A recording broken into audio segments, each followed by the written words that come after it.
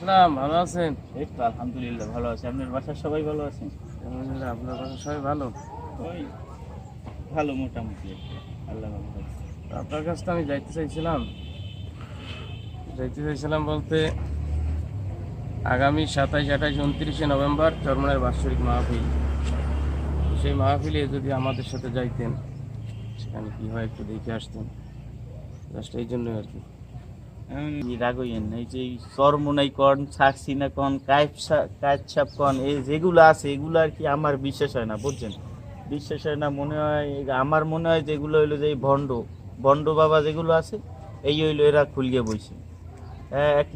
একটা উদাহরণ হলো যে এই যে হুজুর ধরেন, চরমোনার পীর সাহেব নাকি কন, এই যে হুজুর, হুজুর হইয়ে হের এই রাজনীতি লাগবে কি, যিনি ইসলামী আন্দোলন, বাংলাদেশ ছাত্র আন্দোলন, যুব আন্দোলন, এই যে যেগুলো চলছে, আমি হুজুর বললাম, আমি পীর, আমার দ্বারা সবাই আবে, সবাই আমার সহবতে থাকবে, তাই এর আবার এই রাজনীতির দরকার কিছু। আসলে মূল ব্যাপারটা হচ্ছে কি জানেন, আমাদের দেশে একটা কথা বলে যে চুন খাইয়ে মুখ পড়িয়া দই দেখলে ভয় পায়, এটাই স্বাভাবিক। এখন আপনি একজন শিক্ষিত মানুষ, একজন জ্ঞানীমান মানুষ, চরমোনাইতে বেদাতি ভণ্ডামি এরকম একটা আমাকে দেখাই দেন। আপনি বলছেন যে চরমোনাই হিসাবে আবার রাজনীতি করে কেন, এটা তো আপনার প্রশ্ন। হ্যাঁ, এই মূল কথা আপনার, তাই চরমোনাই তো সাধারণ মানুষ, কিন্তু তাম পৃথিবীর সমস্ত পীরদের শ্রেষ্ঠ বুজুর্গ হইলেন জনাবে মুহাম্মদ রাসূলুল্লাহ সাল্লাল্লাহু আলাইহি ওয়াসাল্লাম। তো আপনি যেহেতু মুসলমান কম বেশি জানেন, আল্লাহ রাসূল কি রাষ্ট্রপ্রধান ছেলে কি ছিল না? এরপরে রসুলের যে সাহাবী আবু বকর রাদিয়াল্লাহু তাআলা আনহু, ওমর রাদিয়াল্লাহু তাআলা আনহু, ওসমান গনি রাদিয়াল্লাহু তাআলা আনহু, আলী রাদিয়াল্লাহু তাআলা আনহু, প্রত্যেকেই তো রাষ্ট্রপ্রধান ছেলে।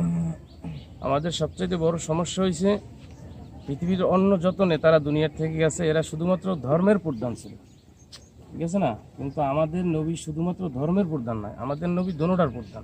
এক নম্বর হলো ইসলাম ধর্মেরও তিনি প্রধান এবং রাষ্ট্রেরও তিনি প্রধান। তো আল্লাহর রাসূল যেহেতু রাজনীতি করেছেন, রাষ্ট্রপ্রধান ছিলেন, রাষ্ট্রপ্রধান যদি রাজনীতি না করলে তো রাষ্ট্রপ্রধান হইতে পারতেন না, তাই না? সেহেতু সে রাজনীতি করছেন, তার মানেই রাষ্ট্রপ্রধান হয়েছে। আজকে যদি রসুলের উম্মত দাবি করে আমি যদি বলি রাজনীতি চরমনাই হিসাব করে কেন, তাহলে সে কথাটা কি আমার ভুল নয়? কি আপনি কি বলেন?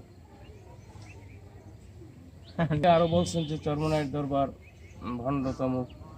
এখন ভণ্ড দরবার যেখানে যায় মানুষ গাঁজা টানে, বিড়ি খায়, সিগারেট খায়, বেপরদা উলঙ্গ নাচানাচি করে, তো চরমনাইয়ের দরবার তো আপনি জান নাই। আপনাদের এলাকায় 2-4 জন চরমনাইয়ের অনেক মুজাহিদ আছে না নাই? আছে। তাহলে তাদের পরিবর্তন কথা বলি, এরা দেখিতে সন্ধ্যার সময় হইলেই জিকির করে। এখন এই জিকির করা লাগবে, এখন এই মসজিদে বই জিকির করবো আমি আল্লাহ। হ্যাঁ, এটা একটা কথা যে সমস্যা হয়েছে, একজন মানুষ আগে বিড়ি টানতো, নামাজ পড়তো না, রোজা রাখতো না, পর্দা করতো না। এই মানুষটা দেখা গেছে চরমনাইতে যাওয়ার পরে মানুষটা 5 ওয়াক্ত নামাজ পড়ে, এটা ভালো না খারাপ? ভালো। হ্যাঁ, এরপরে নামাজ পড়ে, রোজা রাখে, আগে বিড়ি টানতো, এখন বিড়ি খায় না। এরপরে মানুষের সম্পূর্ণ আমল পরিবর্তন। এটা তো চরমনাইয়ের ময়দানে যাওয়ার কারণেই হয়েছে, নাম হয়েছে। আমাদের দেশে একজন ইমাম সাহেব 30 বছর ইমামতি করে একজন মানুষের মাথায় টুপি উঠাইতে পারে না, দাড়ি উঠাইতে পারে না, কিন্তু চরমনাইতে যাওয়ার পরে 3 দিনের ভিতরে এই মানুষটার একটা আমল পরিবর্তন। তো সেজন্য এই পীর যদি কেউ বলে বেদাতি বা ভণ্ড পীর, সে কথা তো আসলে ঠিক না।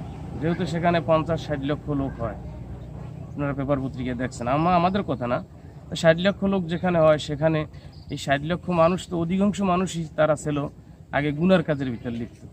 এখন তো এই মানুষগুলোর চেহারার দিকে তাকাইলে একজন আল্লাহওয়ালা লাগে, যেন বিশাল কোন মাদ্রাসার মুহাদ্দিস মুফতি, তা তো আপনাদের এলাকার থেকেই বর্মা, তাই না? সেই জন্য এখন আপনাকে আমি বলছি, আগে ময়দানে যেয়ে দেখেন, সেখানে তো আর আপনাকে গেলেই মুরিদ হইতে বলে না, বায়াত হইতে বলে না। তো সেজন্য আশা করি আমি যতটুকু আলোচনা করছি এর ভিতরে আপনার কম বেশি ভুল ভাঙছে না। এরপরে বাকিটু ময়দানে যদি যান, তাহলে ইনশাল্লাহ সম্পূর্ণ ভুল ভাঙবে। ইনশাআল্লাহ যাবো, কিন্তু আমি ময়দানে গেলে পর্যায়ে পাঞ্জাবি পরো, টুপি পরো, এইসব জানো না, সেখানে গেলে পাঞ্জাবি টুপির কোনো কথা তারা পড়তে বলে না, বাধ্য করে না, আমার মুরিদ হইতেও বাধ্য করে না, আপনার যদি ময়দান দেখে লোকজন দেখে ভালো মন চায় তাহলে আপনি পাঞ্জাবি পরবেন, আর আপনার ওরকম পাঞ্জাবি পরবেন না কেন, বুঝছেন না? তো সেজন্য দাওয়াত রইল ইনশাল্লাহ। আগামী 26 তারিখ আমরা এখান থেকে বাসায় যাবো, স্টেশন থেকে আমরা সকলে যাবো ইনশাল্লাহ। ইনশাআল্লাহ যাবো, কিন্তু ওই যে দেখবো যে কিরকম হ্যাঁ হ্যাঁ সেইটাই, আপনি সবাই এই খালি জায়গা দেখেন। যাইয়া আমলের পরিবর্তন হয়, হ্যাঁ এর জন্যই। আচ্ছা ঠিক আছে, আসুন, আসুন, আসুন। আসসালামু আলাইকুম। হ্যাঁ।